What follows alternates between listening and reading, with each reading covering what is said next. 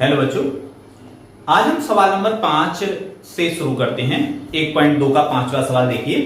5वां सवाल है, क्या किसी प्राकृत संख्या n के लिए 6 की घात n का मान 0 पर समाप्त हो सकता है। 5वां सवाल क्या है, 6 की घात n जहां n बराबर क्या है, प्राकृत संख्या। प्राकृत संख्या तो जानते होंगे, प्राकृत संख्या होती है 1 2 3 4, आगे भी चल सकते हैं अपन। n बराबर क्या है, प्राकृत संख्या।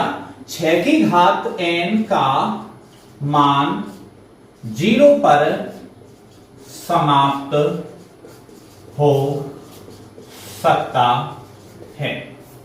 यह हमारा प्रश्न है कि 6 की घात n, जहां पर n कैसी संख्या है, प्राकृत संख्या, तो क्या 6 की घात n का मान 0 पर समाप्त हो सकता है।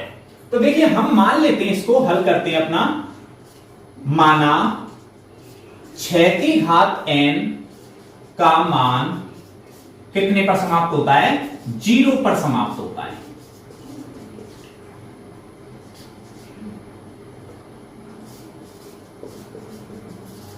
देखो, 0 पर समाप्त होने की शर्त क्या है, 0 पर समाप्त होने की शर्त है कि इसके गुणनखंड में 2 और 5 आना ही आना चाहिए।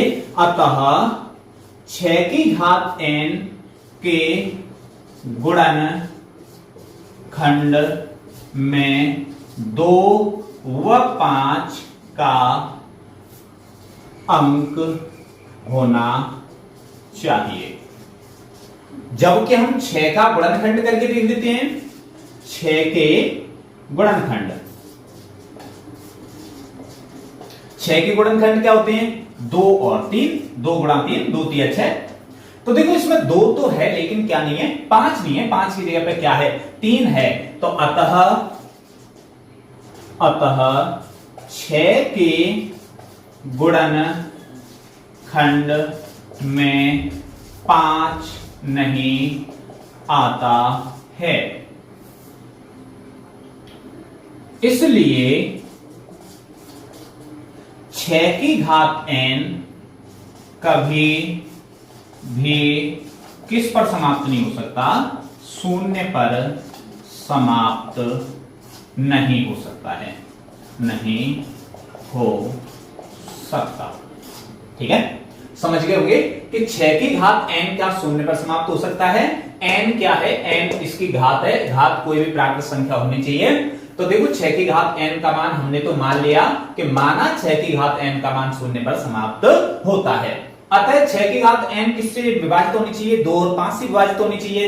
इसका मतलब है 6 के गुणनखंड में 2 और 5 दोनों ही स्थित होने चाहिए। अगर ये नहीं है तो इसका मतलब है 6 की घात n भी कहां पर समाप्त नहीं होगी, 0 पर। 6 के गुणनखंड क्या होते हैं, 2 और 3। तो इसका मतलब है 2 तो है, इसमें क्या नहीं है, 5 नहीं है। अतः 6 की घात n कभी भी किस पर समाप्त नहीं हो सकती, 0 पर समाप्त नहीं हो सकती। ठीक है, अगला सवाल देखिए।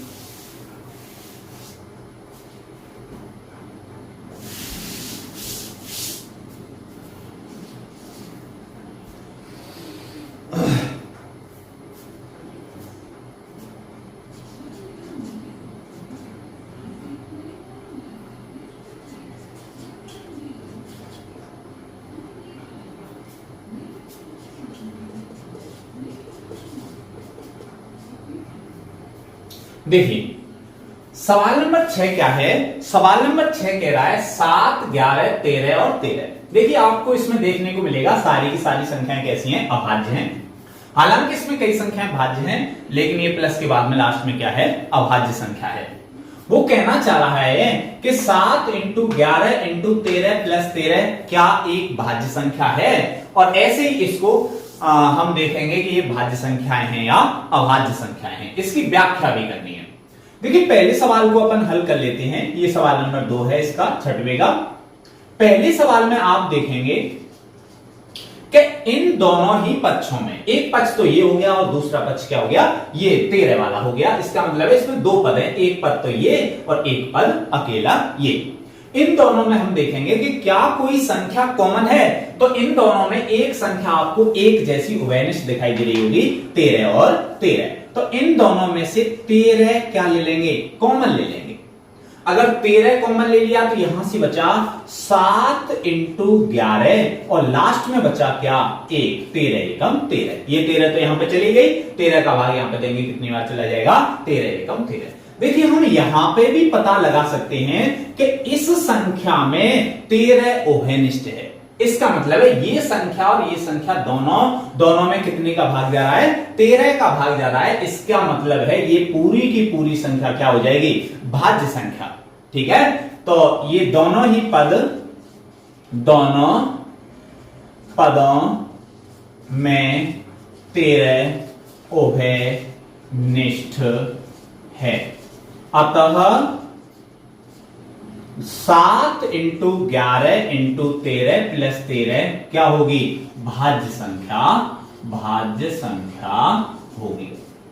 आप कह रहे होंगे सर इसमें तो एक भी संख्या भाज्य नहीं है, तो कैसे होगी, देख लीजिए, इसको करके भी तुम्हें बता देते हैं। 13 की 13, 11 7 कितने हो गए, 77 प्लस 1, 77 और 1 कितने हो गए, 78। इसका गुणा कर दो कितने से, 13 से, तो ये हो जाएगा 13 8 104, हासिल 10, 13 7 91, 91 और 10 कितने हो गए, 91 और 10 101। देखो वैसे भी भाज्य संख्या दिखाई दे रही होगी तुम्हें, 2 से विभाजित भी है ये संख्या, तो ये संख्या क्या होगी, भाज्य संख्या। ठीक है, भाज्य संख्या। ऐसे इसमें देखेंगे ये अकेला एक पद है, 7 6 इनके बीच में गुणा का चिन्ह है, और गुणा के चिन्ह जब होते हैं तो इसका मतलब ये पूरा का पूरा क्या है, एक अकेला पद है, और ये अकेला एक पद है। इन दोनों में क्या चीज कॉमन आ रही है, 5 कॉमन दिखाई दे रही होगी, तो यहां से बचा 7 गुणा 6 गुणा 4 गुणा 3 गुणा 2 गुणा 1 और लास्ट में 5 एकम 5। 5 कॉमन ले लिया तो क्या बच गया, 5 एकम 5। अब इसमें भी ऐसे लिख देंगे, ये दोनों पद किससे विभाजित हैं, 5 से विभाजित हैं। इनमें क्या चीज उभयनिष्ठ है, 5 उभयनिष्ठ है, अतः ये संख्या कैसी हो जाएगी, भाज्य संख्या। दोनों ही पदों में क्या, 5 उभयनिष्ठ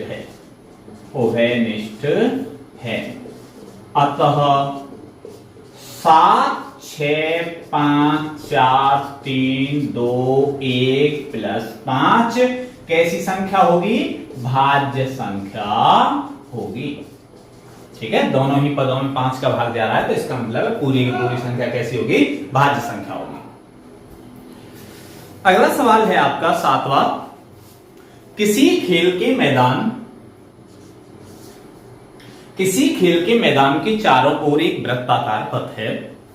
ये ऐसी वृत्त जैसा पथ है, इसके चारों ओर चक्कर लगाने हैं 2 बच्चों को।